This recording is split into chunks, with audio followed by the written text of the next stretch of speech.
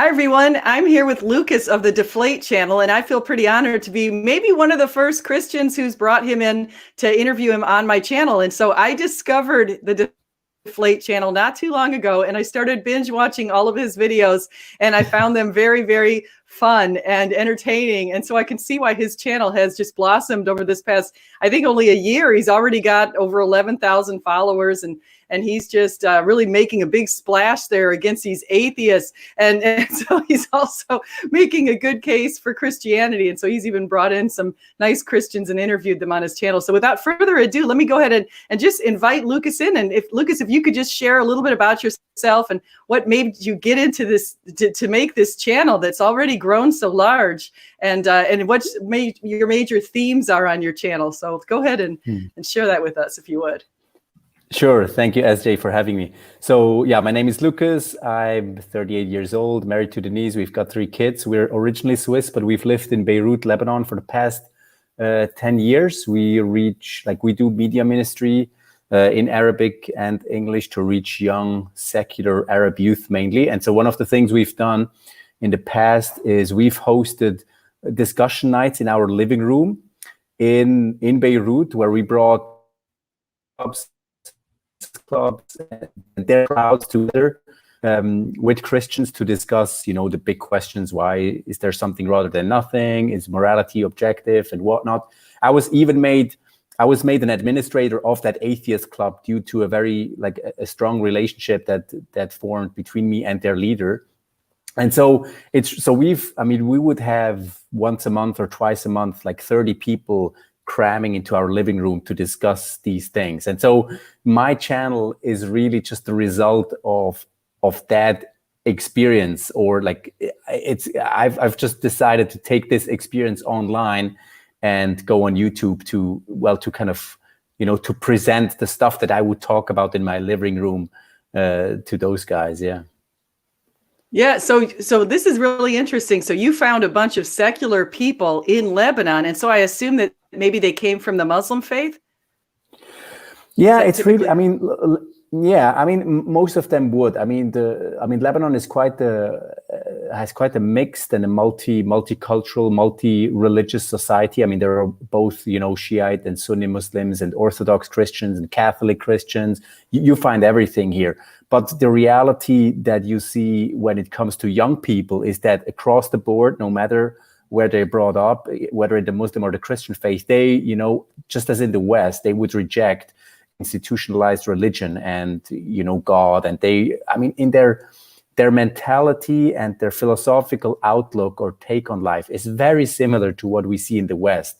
There's a thriving LGBTQ community here in Beirut. There are, people are, just as sold out to scientism and moral relativism as they are in a place like New York or London or Paris.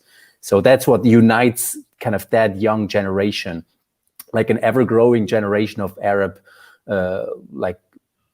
secular youth that we believe to kind of will rise as the future decision makers in this region. And so I think it's quite strategic to actually, reach them. And they are not going to be reached by, traditional methods, trying to build bridges between Christianity and Islam and whatnot, because these people wouldn't, they don't even care about this stuff anyways, So, yeah. Buffering here for some reason. I didn't even realize there was a big secular group in that part of the world. And so I think it's fascinating that you've gone in there, you and your wife and family have gone over there, and you're really taking charge. So I think that's phenomenal that somebody's addressing that. And so I think God sends people to do different missions, and I'm sure that you're doing that well. And so I just wanted to ask you, some of the videos that you made, I put down some of the titles, things like No God, No Meaning, and Christianity is at the source of the evil, and is atheism a crutch? And so I wanted to see, so when you're addressing this, what are some ways that you break conversations with atheists? If you're bringing them into your house, what do you say to them? As far as, is there a convincing case for Christianity is what I want to say. Yeah, the way we framed these discussions in our house is mainly, again, pick one of those key or big topics, like again, is morality objective? And then what we've, in our experience, what we've seen happening is that, you know, people are interested in having these discussions, and we basically use those discussions to build bridges or to introduce people to the rationality of the Christian faith. And then actually, you know, people who are open or interested to know more, we would then invite them to our, like we have a weekly Bible study for seekers and skeptics in a cafe in Beirut. And so really what we do with those discussion nights is kind of we throw out the net to fish people, to see who is curious and who is open to have these conversations and to go deeper, and then we take them one step further into the Bible study. Mm-hmm. Oh, that's fantastic. I think that's great. And so were you born into a Christian family, or did you, at one point, were you a secularist?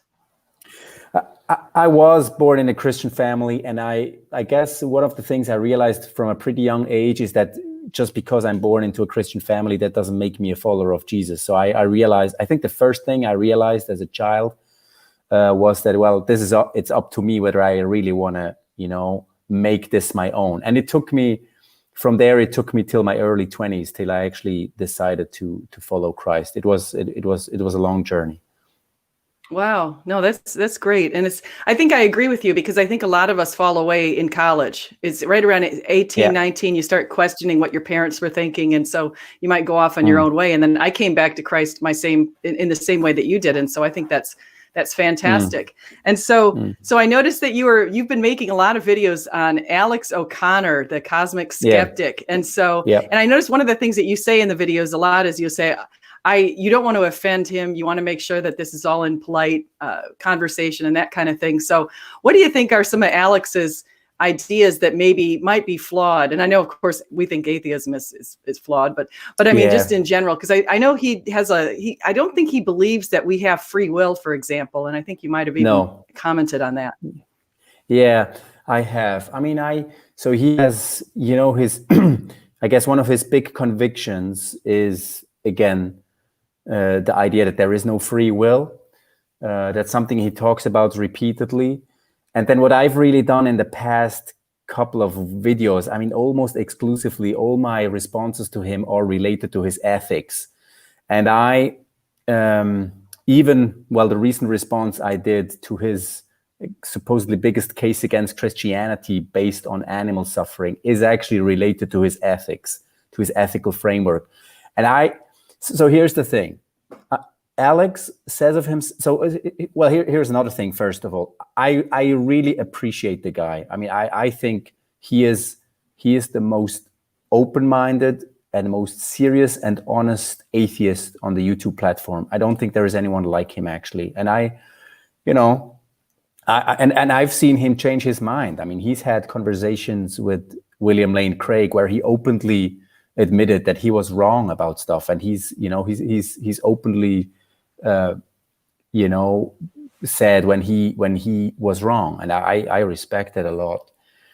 And so this is what I did. Alex says of himself that he loves to talk about ethics, and I really believe that this is, morality is really dear to him. He is serious about what it means to live the moral life. And so I thought, if I can challenge him on his naturalistic take on ethics, and if I succeed in deconstructing his ethical framework, then I might help him to reconsider his overall worldview and actually force him to reconsider whether he actually needs God to, be able to live out consistently his passion for the moral life. And so in my longest response I've put out there, which is like half an hour, it's my first focused response on his ethics. He sent me a personal email after that. He reached out to me, he sent me an email, he said, well, Lukas, I really like this video. I really enjoyed it. And I've never seen anyone so thoroughly and carefully examine my views on morality. And then he said, well, I'd actually like to have a conversation with you about it. So wow. I was super pleased to hear that. Yeah. That's good. And so one of the things that he has with this animal suffering, and I did listen to that video of yours, by the way, I did like that video. One of the things that he proposes, and I think you addressed, is that he proposes as if animals are just constantly in the suffering mode. At least it seemed like that's sort of something that he was saying. And I just look at my own pets, and I look at the pets outside and the squirrels and all these little animals that are out there. And it doesn't look like they're suffering. I mean, these squirrels look like they're having a pretty good time out there, and same with the birds. And so I think one of the premises that you had is the idea that they're not necessarily suffering. But do you think that might speak to his vegetarianism? Because I believe he won't eat animals because he doesn't want to make them suffer more. Yeah, I mean, he's actually a vegan even. Yeah, I mean, definitely. Here's what I think, and I think I explicitly say that no, I don't say that in the video, but I say it in a disclaimer in a pinned comment. I think for Alex, this animal suffering issue, which to him is the biggest objection one could possibly raise against Christianity. I believe that he's actually genuine in the sense that he's not just trying to make a cool or strong philosophical case against the Christian faith, but I think because he is a vegan, I think this is really dear to him. This is an issue of personal significance and personal, something that he personally struggles with. And now, when it comes to his case, I do think it's deeply flawed. I do think he paints an overly emotional and very inaccurate picture of animal existence. Again, he basically says that animal life is defined by pain. And I just think that is just, over the top. It's simply not true that pain is the feature that defines what it means to live as an animal. And as you say, and many people have commented the same thing, I mean, you observe wild animals and it seems like, well, most of the time they seem to have a pretty good time. They do nothing but eating or sleeping or hanging out or whatever. So yeah, I challenged him on that one for sure. Yeah. Yeah, no, and I agree with you on that. And I think if we had this idea of what some people, and I don't know, is Alex a moral relativist? No, he's not. No, he's a moral objectivist. He believes in objective morality. Yeah. Okay. So the big question then for us is, I would say objective morality, when we look to what its source is and its grounding, that it's grounded in God. It has to be a transcendent force, because we know that morality itself, these moral duties to do what's right, transcends societies, they transcend people, they transcend generations. And so therefore the source must transcend. And so that speaks to God. But did you catch how he argues does he argue that it's grounded in something like consequentialism, or have you caught that? So that pertains to my longest response I've put out there to his ethics. It's like half an hour video. He has a utilitarian like ethical framework. He basically says the following, and here, like, at the risk of simplifying things or oversimplifying things here, he basically says that we are all determined to desire pleasure, and this is why his free will the denial of free will is kind of key here. He denies that we can make choices.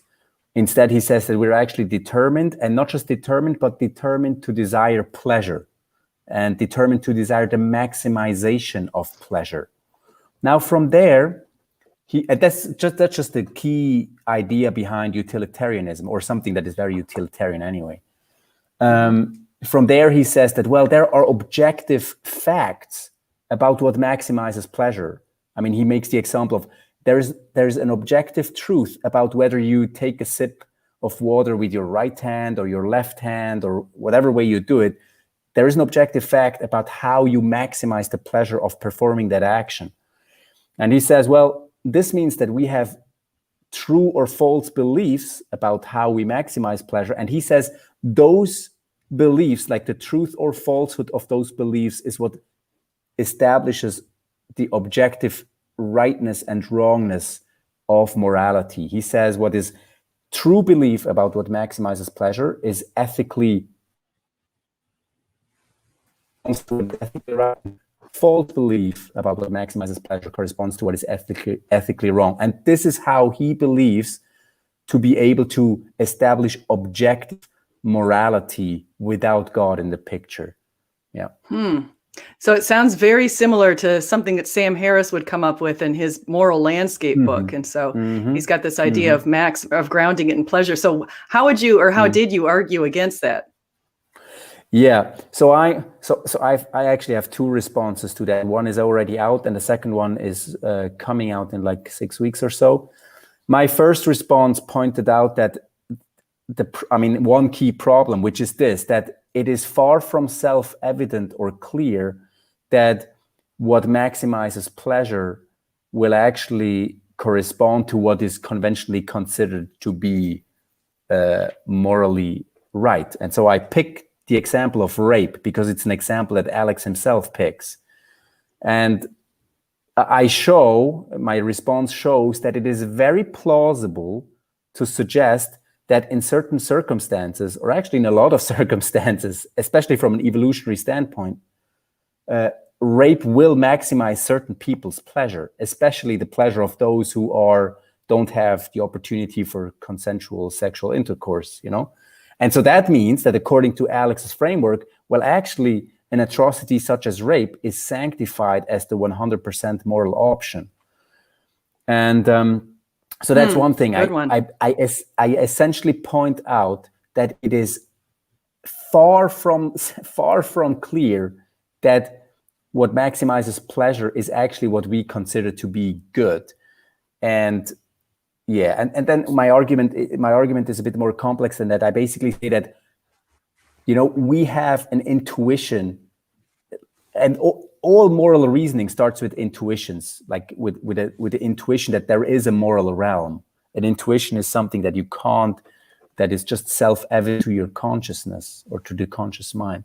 And I say, well, it's, our intuition about the atrocities such as rape being wrong is what gives rise to moral reasoning in the first place. And we know that rape is wrong. It's just everyone knows that. Even Alex knows that. And his argument for pleasure is based on intuition too. And yet the intuition for the wrongness of rape is far stronger than the intuition of the pleasure argument. And that's why it's basically Alex puts the cart before the horse by making the pleasure argument more important than our very clear-cut moral intuitions. Yeah. And I think I like that. No, I think that's really good because you're bringing in the idea of intuition and reason that speaks to people like Immanuel Kant and some other people, and Jonathan Haidt. I don't know if you listen to him at all. Have you listened to Jonathan Haidt? I've heard about him and I've heard things about, but I've never listened to him directly. Yeah. Yeah, so that's the idea of reasoning with intuition, and then there's this addition to that, because I always say the one thing that kind of distinguishes humans from other animals, other forms of life, is number one, we do view rape as a moral wrong, and that's not something that you can say that we see in the other animal world. And we also, this other idea is we have this conscience, and so even going beyond the intuition, because like if you're sitting at a pond in my neighborhood and you see a little child getting grabbed by an alligator, because I live in Florida, you see a little child getting grabbed by an alligator, our intuition is to run away and protect ourselves, but our conscience tells us, no, go save that child and risk your life. And so I think the human conscience also helps to speak to where a lot of the ethics comes from. Yeah, for sure. Yeah. So I think those are good arguments. And I think something else that you did get into a little bit is you kind of breezed over it just right now, but you did get into the idea of evolution and how we do differ from animals and how humans are exceptional in some ways. And so I didn't know if you wanted to maybe add that sort of thing in there too. Yeah, well, what I've tried so far in my responses to Alex, and I guess what I often try in my arguments anyway, is to argue on the turf of the atheist. So, and in the case of my response to Alex's moral framework, I quote, or I refer to a book called, it's basically a book written by two atheists, an anthropologist and a biologist, who make the case that, again, if you take evolutionary theory as your guiding hypothesis of how, life evolves and, takes its course, then it is, again, very plausible to suggest that rape is actually the thing to do.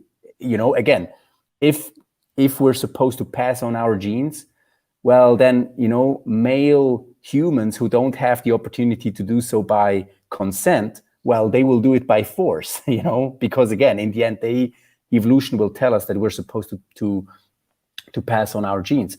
And so I take that and I basically tell Alex, well, look, I mean, this evolution is something that you hold to be true, and it's something that will tell us that rape is actually the right thing to do in certain situations. Now, and this is, are you really ready to go, to affirm that conclusion, or to think your own framework and the own convictions you hold, to their very end, and come up with these absurdities.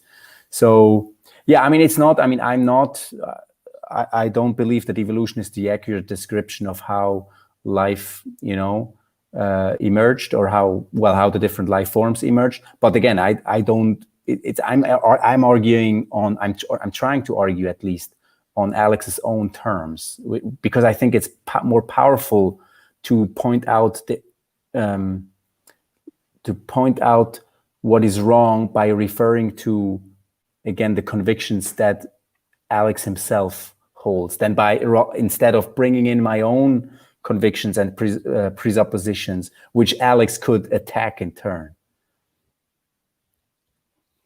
Yeah.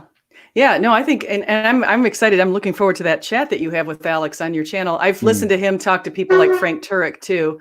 And so he definitely is into the morality debate. And I forget, I listen to so many different people. I forget sometimes their individual positions, which is why I couldn't remember that Alex was the objective morality believer, sort of like the Sam Harris idea. So that's it. So one of the other videos that you made, you said atheism is a crutch, because a lot of atheists would say that religion is the opiate of the masses and that religion is the crutch. And so you're saying, no, it's atheism. So how would you, because I'm looking in the audience right now, and I see a mix of Christians and atheists and agnostics in there right now, because I know what these people are. And so it's funny, they're in there. So there are you've got some ears listening to how atheism could possibly be this crutch. So what would you tell them? Yeah, sure. Well, it's basically, I mean, this video or this argument is a response to what you would often hear, from atheists, or I mean, what I've often heard from atheists saying that, well, you just believe because this belief of yours gives you hope and it comforts you in the face of the difficulties and harshness of life. Now, well, there are a couple of things to say about that. First of all, well, just because, I'm happy to affirm that for the sake of argument. Yeah, sure, believing in Christ gives me hope. But that has nothing to do with the question of whether my belief is true or false. That it simply has, it is, these are two completely unrelated questions. And, I mean, we all believe, or I think most of us long for harmonious relationships and for harmonious family life and for relationships of trust. Well, does that mean that this thing doesn't exist? Well, it doesn't seem so. The exact opposite seems to be the case, that actually these longings of ours, they point to something that can be really achieved, And so I think, if anything, our longing for comfort and hope, which may be, met in Christ or in the Christian faith, is at least something that should cause us to take, again, the object of that hope, i.e. the Christian faith, seriously. Again, it doesn't make it true yet, but I think it gives us good reason to take it seriously. That's one thing. And then the other thing I would say is that, it might as well be that atheism is, a source of comfort for the atheist. And I quote, or I refer to people who are not from the Christian faith who say that actually it's the atheist worldview which tells you that there is not going to be a final reckoning where you're going to be held accountable for your actions. That's the real comfort. I mean, that's the easy way out. It means that, well, you can do whatever you want and you're not going to be held accountable to it. So that seems to be a far easier and a far more comforting reality to put yourself in than to think that you're actually going to be held accountable for the stuff you do. And not only that, but I mean, Christ calls us to a lifestyle that is very often counterintuitive, loving your enemies, forgiving people again and again. I mean, this is stuff that isn't easy. Generosity, stretch yourself, your generosity as much as you can. I mean, surely this is far more challenging than, to live the way you want to live. And so I say that, well, first of all, if Christianity is supposedly false because it gives us hope, well, then atheism might as well be just as wrong, because it surely gives people hope and comfort, just in another way. But anyway, that is, again, that's logically a wrong way of looking at it, again, because whether comfort or whether something is comforting simply has nothing to do with the question of whether it's true or not. And then the other thing I say is, well, Christianity is really not a walk in the park. If you want to follow Christ, you better count your cost. I mean, that's what Jesus himself said. So it's simply a misunderstanding of Christianity to say that, well, it's all just comfort and fluffy and pink clouds, because that's simply not it. Yeah. That is so true. And Jesus actually promised us we'd go through tribulations. And so right. He guaranteed that life was not going to be easy and there was going to be suffering. And so we had to bear our crosses and carry our crosses. And so I completely agree with you. And I think, just to add to your point, before I get to this next question that I have, but I wanted to just add something, is this idea of in the West, and maybe not so much where you are as much, but in the West and other places, Christianity may be comfortable. It's comfortable here in the United States. It's easy for us to worship and go to church and things like that. But in some places, you can end up losing your life for it, like some places in India and Pakistan, and so it could be very dangerous. Yeah, I mean 100%, and that's definitely true. Of where we're living now. I mean, most people who are Christians here, they're being Christians at the great cost. It's not easy to be a Christian in the Middle East. Yeah, definitely. And so you're witnessing a lot of that. And so let me ask you another question. I was just thinking, I've been having this little theory for a very long time about the atheist who decides that we don't have any free will. They think everything's biologically predetermined. And I would agree that to some level, at the very low level, routine tasks, you could say certain things that we do could be a little bit predetermined or a little bit determined by our genes. But I think when you get to the higher level tasks, like should I worship God, those big questions in life, and do we have meaning and purpose and all that, I think that that's where the choice comes in, just to reflect on even what God said in the Bible about our choices. But I wanted to add that, do you think that there is a case that atheists might be saying that they don't have any free will to reduce their own accountability? That's my theory. And I'm wondering if you agree with it. Yeah, that's interesting. I'm not quite sure whether an atheist would make that connection, because I think, first of all, I mean, an atheist is a person who doesn't believe that, God exists, and who hence doesn't believe that he or she will be held accountable for anything. So I'm not quite sure whether, what comes first. Is first the disbelief in God, or does first come the disbelief in free will? Yeah, I mean, I guess you could, I mean, in principle, I guess you could say that, well, if someone doesn't believe in God, he could, offer his disbelief in free will as a way of saying, well, even if God existed, he would have no, just ground to hold me accountable because I didn't have free will in the first place. That could be. I've never heard anyone make that connection or link these. And to be honest, I've never actually thought whether these are linked. Yeah. Okay, no, that's totally fair. Yeah, the way I see it, I mean, in my experience, and again, at the risk of generalizing too much, many atheists are materialists. I mean, not all of them for sure, but yeah, I mean, the thing is, if you are a materialist, then really there is, I think, denying free will is just the consequence of that. Because if you're just made up of atoms, just as the whole of reality can be reduced to matter and to atoms, well, then that means that you as a human being are at the mercy of, or you just function by the laws of physics, just as all of matter can be described in by the laws of physics. Well, so you as a human being are no different. And that's why, well, there is no, you are as free as a rock, or you're as free as the water that flows down the river, that is determined by the laws of physics to, you know, to flow at a certain speed and in a certain way, and all that stuff. Yeah. Yeah, no, I think that that's a good point. And I think you've looked into materialism much more than maybe the average Christian has. And so what do you say if somebody says that all of that is true, that we're no better than atoms, we're no better than, you know, we're just our brain isn't any distinctive thing from our mind or any of that kind of stuff? Yeah. I think there are many ways to respond to that. I mean, one of the things I would do is simply to refer to you know, everyday experience. So I would ask, well, do you think that, you know, the experience of love or of romantic love is just a chemical reaction? You know, if a person has, you know, if you have kids, or if you're in a relationship, do you think that's just, you know, all of your feelings and all of the beauty that you get to experience there is just, you know, atoms bumping into each other and chemical reactions happening in your brain?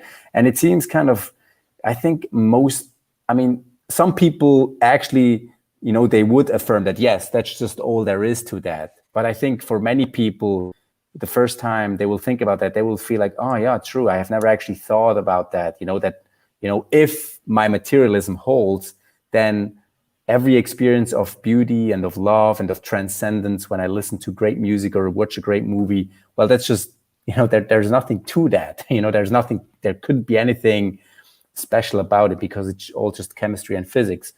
That's one thing. And the other thing, and that's a bit more complex, and in my experience, it takes people a bit longer to appreciate the argument, but that materialism undermines rationality, you know, the very concept of rationality. Because if you're determined in your entire being, well, that means that the very things I'm saying right now, they're determined to come out of my mouth in a certain way, which means that my rationality is thrown out the window, because rationality has to be, as a concept, independent, or at least above the laws of physics. And if it's subject to the laws of physics, well, then what are we to make of rational thought and of free thinking and of skepticism? Well, we're all determined to just think the thoughts we think and to say the things we say. So you might as well just, you know, do away with rationality. And so that's why William Lane Craig says that even if determinism is true, and it doesn't matter which kind of determinism, whether theological determinism, that is Calvinism, or materialist determinism, even if it's true, there is no way of rationally affirming it, because by virtue of you affirming it, you're undermining rationality itself. Now, again, in my experience, it takes people a bit longer to wrap their heads around it, because it means that they have to question the very thing they take for granted, rationality. But I think the argument holds. If we're determined, then rationality simply cannot be affirmed anymore. It cannot be rationally affirmed anymore. Yeah, that's a fascinating argument. And so that's and I actually agree with you on the points of beauty, art, love, all those kind of things. And it reminds me of something I just want to mention, because you said you're from Switzerland, I think, in the beginning. Right. Mm-hmm. Is that right? Mm-hmm. So you're from Switzerland, and I briefly was in Switzerland. I was actually skiing in Chamonix once, and we were in this little corner that was in Switzerland, France, and Italy. Oh, fantastic. And it was awesome. But I wanted to say, one of the things I think that Europe is so great about distinguishing us from the United States is we're pretty much a relatively new country, and Europe's got these really amazing, old, beautiful churches. And I was just thinking about how when we go into, I went into a Milan church, the Piazza del Duomo, and it was just one of the most beautiful experiences I ever had. I was just staring at up in this, it was just amazing. And we get this awe. And I feel like that kind of can bring you to the feeling that, yes, there is God, because that awe feeling that you get when you're in those kind of places. And I'm just wondering, where you are right now in Beirut, do you even have opportunities to go into a church? Yeah, we do. I mean, Lebanon is quite has quite a bit more freedom of religion and freedom of expression than other Middle Eastern countries do. But even in other Middle Eastern countries, I mean, in Iraq and Jordan, you'd be able to walk into a church. It's just, I mean, again, because even in Iraq, I mean, here's something that most people, I guess, in the States or in Europe don't know, but you know, the first followers of Christ, they come from this region. They come from the Middle East. So, and the church, I mean, in this region, you find the oldest church buildings in the world. I mean, in Iraq and in Armenia and in Palestine, you'll find, or in the Palestinian territories, you'll find some of the oldest churches.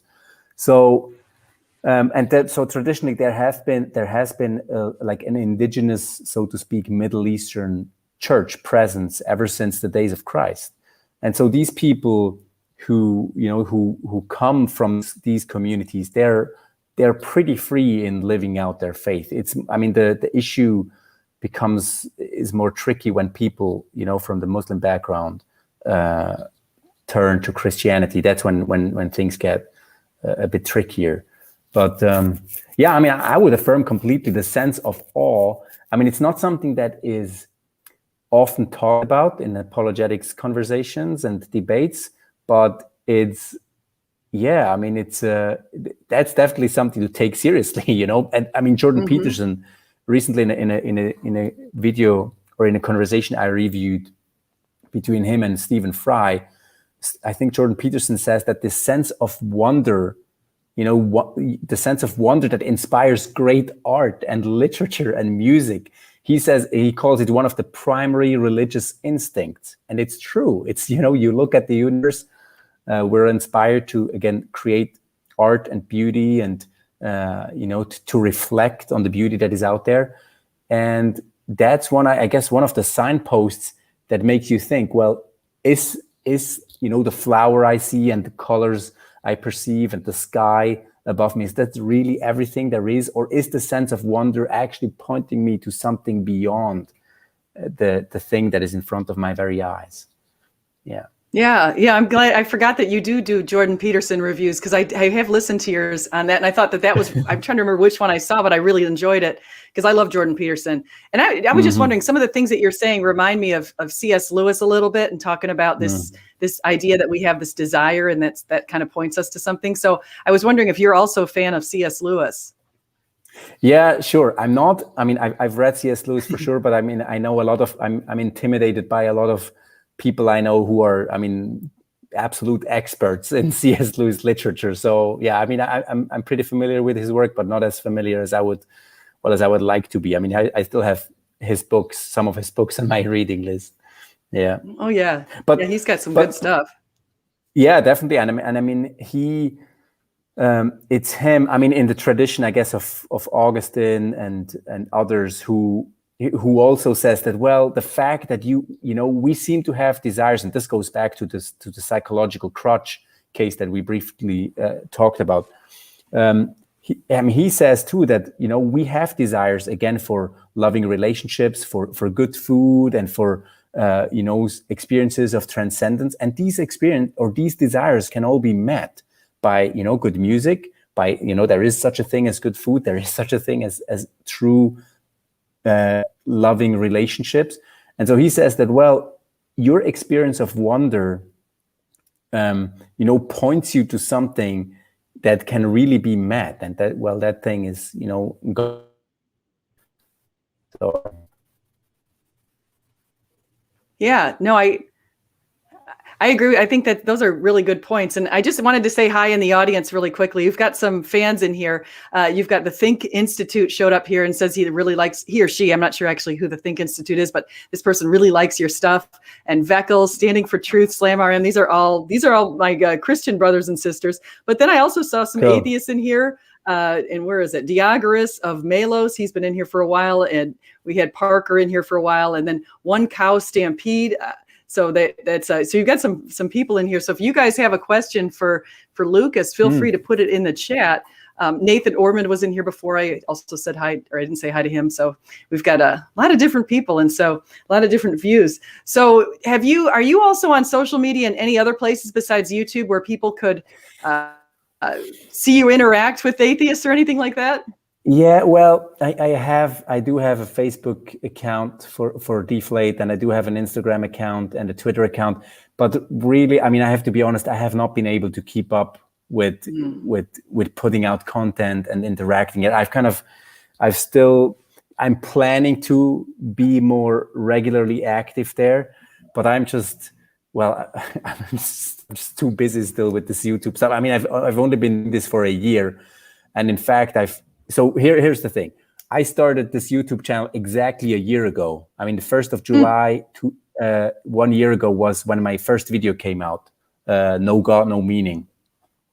And then 1 month later, on the 4th of August, was the big port explosion in Beirut, which just ripped the whole city apart. Wow. And so that just messed everything up with my planning. And I had, I was just, and then obviously COVID and whatnot. But I mean, that explosion just, it just shattered the whole country, and it shattered my plans, and it was just really messy. And so really, it's, to be honest with you, it's only been since 3 months, like in around April this year or March, that I feel like, well, I've actually settled on how to do this YouTube thing. Before it was just like, oh man, I can't keep up with creating content and comments and whatnot. Let alone of, keeping other social media profiles alive. To be honest, I've been overwhelmed quite a bit with this. I've enjoyed it big time. I love doing this, but I have a lot to learn, and I wish my day had more than 24 hours to keep doing all of this.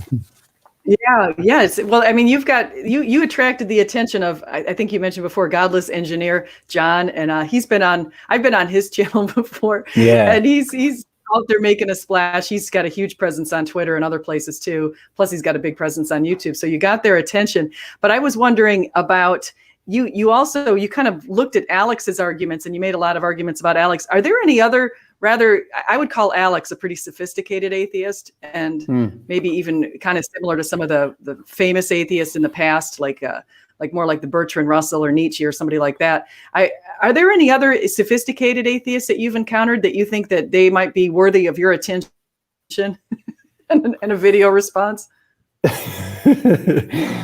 Yeah, good question. Well, I mean, I don't want to offend anybody, but really, and it might just be that I'm not aware of stuff that is happening, but when I look out into the YouTube scene where these debates are happening, it does seem to me that Alex I just think he's the most sophisticated atheist on the platform. Now, of course, I mean, when it comes outside of YouTube, there is obviously, there are scores of sophisticated atheist philosophers.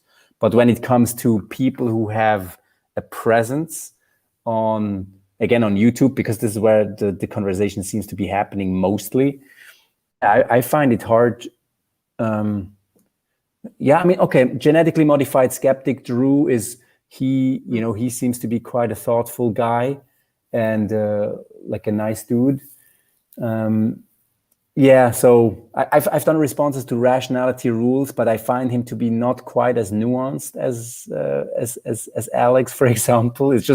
Alex is just, I think he's playing in another league. Yeah.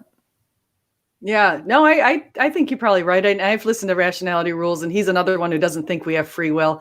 And I do recall that because I made a video against his thing. But yeah, it's Slam RN. She's so funny. She said, "Are we saying that Alex is sophisticated because he's British and he has that amazing accent?" Yeah, I don't know. Well, I mean, Rationality Rules is British too, but maybe he doesn't have that. Like his accent is slightly different. Yeah, no, I think that those are some pretty good things. So, so Standing for Truth is also here, and he says Alex versus WLC was a great debate. And I'm wondering if you've caught up. Have you done anything or thought about any of the four horsemen of atheism, like the Christopher Hitchens and Richard Dawkins and any of those people?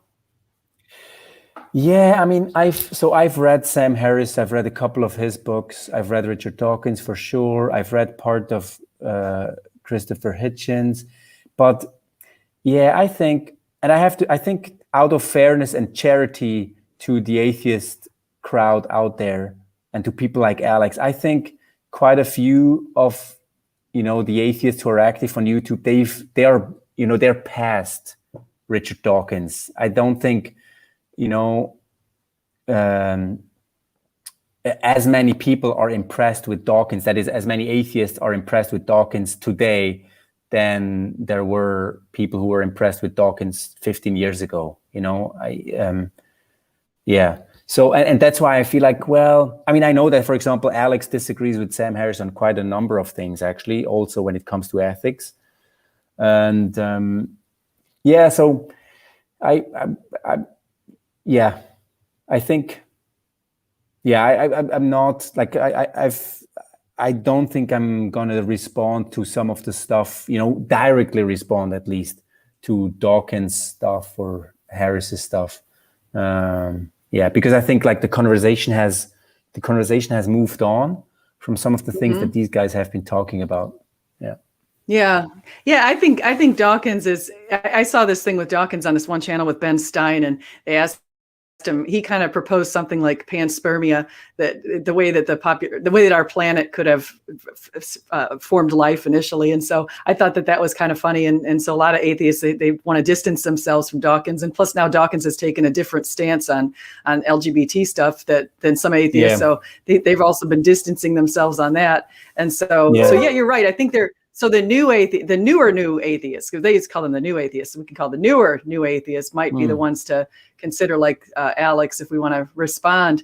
Are there any Christians that, now you mentioned WLC, you mentioned William Lane Craig, and you mentioned Jordan Peterson. Is there any other ones that you listen to, or you enjoy their YouTube materials or books or anything like that? Yeah, I mean, books, I enjoyed, like, I've read stuff by J.P. Moreland and Paul Copan and, who else? Richard Swinburne, John Lennox. These are kind of people I enjoy reading and digging into. Who else? Yeah, I mean, these are some of the, I mean, I guess when it comes to interacting or engaging with Christian philosophers, I mean, that for me happens mainly through books. I'd rather read a book by William Lane Craig than watch. I mean, he's got great YouTube material for sure, but the good old books are still, I think, the way to go if you really want to dig into like the arguments these people propose, because they just, this is the kind of top-notch or top-level philosophical reasoning where you really, you need time and you need to see the full argument to actually appreciate it. And the small, like a 5-minute YouTube video just won't do, I think. Yeah, I agree with you. And I've read William Lane Craig stuff too. He's got a book called Reasonable Faith, and he's got another book called On Guard. And one he's written at a higher level intellectually, and the other one's kind of more of a simple, easier approach that people can use for apologetics. And so I agree. Those are great books. And I like some of the other ones, especially, I have to say, John Lennox. He says something that with DNA that I think is very convincing. That he said something like, we look at our DNA that's 3.5 billion letters organized, ACGT, organized in this code, and it's sort of like, you wouldn't see, if you saw the words "I love you" written on the beach, you wouldn't propose that no mind is behind the words "I love you." And so I think that's a really simple way that John Lennox has proposed that we consider the source of the coder for our DNA. Yeah. So I definitely enjoy his stuff. So what are your next plans for videos that you've got? You said you've got one that's out in 6 weeks. So what else are you thinking of? Yeah. So I just today, well, here's something fresh off the press. I mean, yesterday, I went on TikTok. I mean, I'm not a regular on TikTok, but every now and then I open the app and see kind of the ridiculous stuff you get to see there. But so yesterday I came across this, like, a video by, a progressive Christian. She basically said that, being your authentic self will never be a sin. And I was like, what? That's just way too off. So I'm actually going to respond to that. That's the first time I'm going to respond to progressive Christian theology. But I thought, I might as well give it a shot. I have a trilogy on the Trinity come out, just kind of walking through what the Trinity is, how it's present in the Old Testament and the New Testament. And I've got and I'm excited about that. I'm prepping a series on intelligent design and critical thinking about evolutionary theory, which is basically, I'm going to walk people through Stephen Meyer's book, Darwin's Doubt. I mean, basically, I'm going to create probably like 6 to 7 videos that summarize the arguments that Stephen Meyer makes in his best-selling book, Darwin's Doubt. Oh, that's great. Yeah. Yeah, I haven't read Stephen Meyer's enough. I have to get into that. Yeah, I mean, if you really want to dig into, critically evaluating evolutionary theory and intelligent design stuff, the kind of stuff you talked about with regards to DNA and the argument that John Lennox makes, I mean, Stephen Meyer is the way to go. Stephen Meyer and William Dembski, these are the guys the way to go. Mm-hmm. Yeah, no, that sounds really good. And so another thing that you just touched on, that you just said, I was thinking about the Trinity. And so you said the Trinity is in the Old Testament. And a lot of people don't. I know, I agree with you completely. I feel like when the angel of the Lord appeared in certain instances in the Old Testament, I think that was Jesus. And so that's my opinion, though. I don't know. Is that your opinion of where do we see Jesus in the Old Testament? Yeah, I mean, so the angel of the Lord is definitely a key point there. So basically what I'm going to show, and I think what many other theologians would show, is that you find there are a range of Old Testament passages where you see, 3 divine persons like taking on divine actions and divine attributes, and yet they're 3 distinct subjects or agents, and they're all, condensed into one and the same passage. When God speaks of, God sends forth his spirit. That's what he says in Psalms. Like, I send forth my spirit, and, living beings are created. Well, so there is God, Yahweh. He sends forth his spirit, and the spirit has creative powers, which is obviously an attribute of Yahweh himself. And so that there you go with, at least you have 2 divine agents, both of them being divine. And then in other passages, again, you see the angel of the Lord, Yahweh himself, and the Spirit of God, or even the Holy Spirit of God, as he's called, interacting with each other in the redemption of Israel and the creation of the earth. And so, yeah, I mean, so these are some of the things that I'm going to lay out. Yeah. And it starts even as early as Genesis 1, where, you have God in the beginning. God created the heavens and the earth, and you have the Spirit of God hovering over the waters, which, again, like, the Spirit he's not the same as Yahweh. He's not God himself. But he is nevertheless like a divine spirit. So surely this is hard to reconcile with Unitarianism. Yeah. And I think that speaks to some Jewish people's belief, and sometimes they'll say the 2 powers of God. And so you're even extending it to the 3 powers, because we're adding the angel of the Lord in there with the Spirit. Right. So you have Father, the Son, and the Holy Spirit, and let us make man in our image. Yeah, so that's right. And the idea of Elohim being plural. There's all these things that I think can give us some hints. Do you ever look into prophecies? Have you ever? Are you one to look into some of the prophecies that Jesus fulfilled? You mean in relation to the Trinity? No, just in general. Like, for example, Psalm 22 and Isaiah 53 and some of those prophecies that are in the Old Testament. Have you taken any time to think about? Like, I'm just wondering, in your ministry, if you look into that area too. No, it's not like, I mean, I've looked into that as part of my studies in the past, but I've never kind of made it a focus of, a specific argument or response or video. There's all sorts of topics I would like to tackle, but again, time is limited.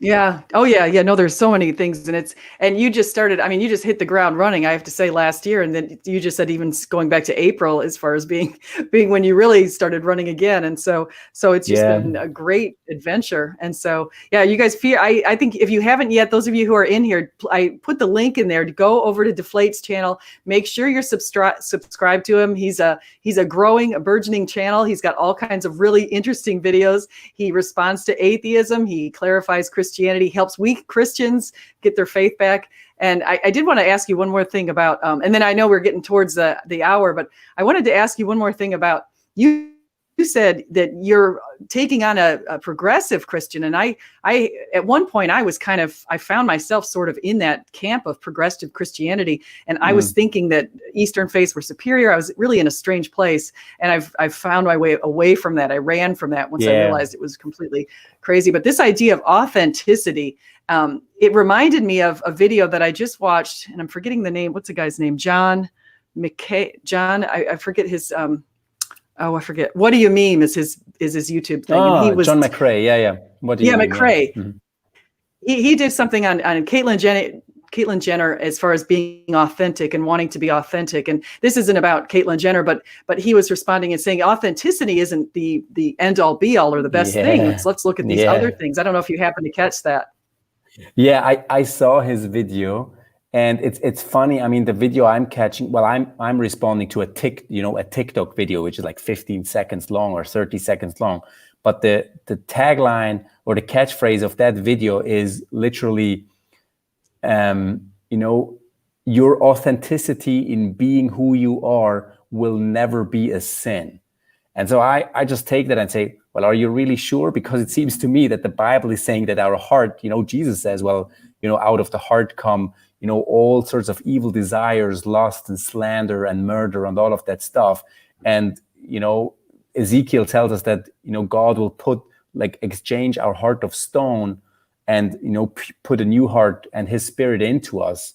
And so, well, and then Jesus, the call to Christianity is not the call to follow your heart or to go and follow your authentic self, but it's the call to follow Christ and actually renounce the self. And as Paul says, it's not no longer I who lives, but it's Christ who lives in me. That's what we're all about. Mm-hmm. And so I basically, in this case, well, this particular progressive clergy person has just sold out, Christianity to the cultural lie that is just so prevalent in Western culture, and that we're kind of, constantly get to hear from Hollywood and any advertisement you see and any piece of music you listen to, that you're supposed to follow your heart, and unless you follow your heart and are true to yourself, there's something wrong with you. But Christianity just flips it upside down and says, well, no, that's exactly what you're not supposed to do, because not a lot of good will come out of it. And that's that. It's the first time I'm doing this progressive Christianity response kind of thing, and I'll just see how it goes. But it was like yesterday I watched this video. I thought, well, I might as well just jot down a response and see what happens. Yeah, well, I'm glad you did, because I think you're making so many good points right there, just wrapped up in a little package quite nicely, because you mentioned so many things that if we look at our true nature, and it says, for all have sinned, all fall short of the glory of God, and all that kind of stuff. Christianity explains so much to the human existence. It explains pain, it explains evil. And without God, without transcendent good, you wouldn't be able to even label evil. Like, evil doesn't make any sense if there's no ultimate good, because it's a corruption of good. And so that's right. So Lukas, let's maybe we can go into the end here. I really have enjoyed having you on my channel. Is there anything else, any parting ideas that you want to share with the crowd here who's listening? No, I mean, I enjoyed this very much, SJ. Thanks for having me on. And I'm sorry, guys, I wasn't able to kind of catch up with the comments here. Again, feel free to come over to my channel and check out the stuff I have there. And I'm actually, I'm doing a live stream with Cameron Bertuzzi from Capturing Christianity next Tuesday. And we're going to talk about, I asked him whether he would come on to kind of celebrate me passing 10K subscribers. And we're just going to talk a range of topics, personal, intellectual, and a bit of a mixture of all. Yeah.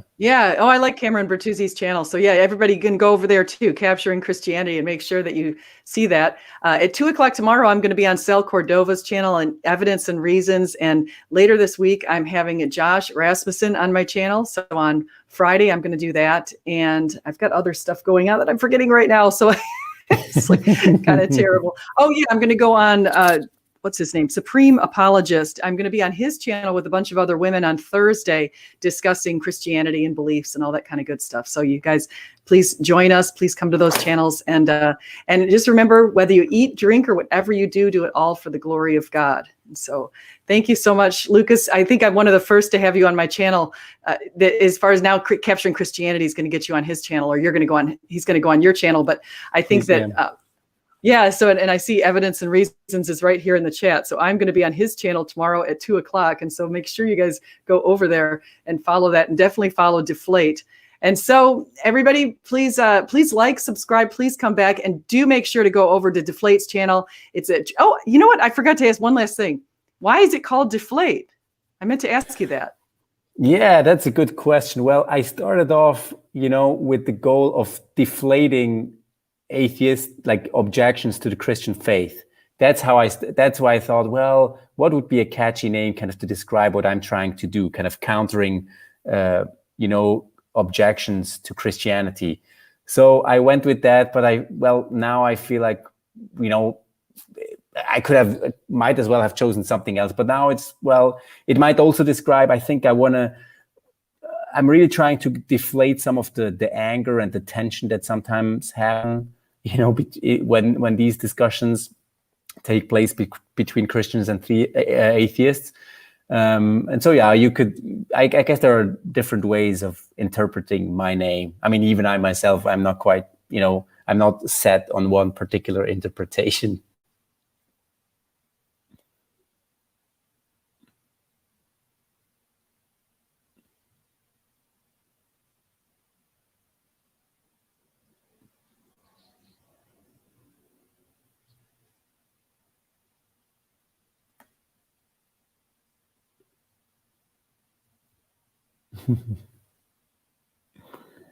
Hey, where can I respond here?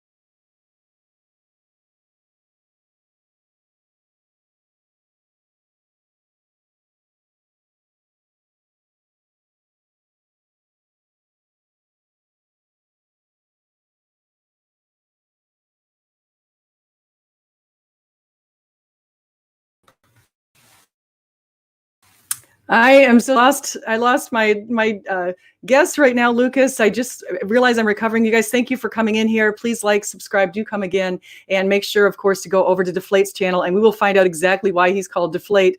Sorry for the challenge here. So thank you guys, and you have a great day.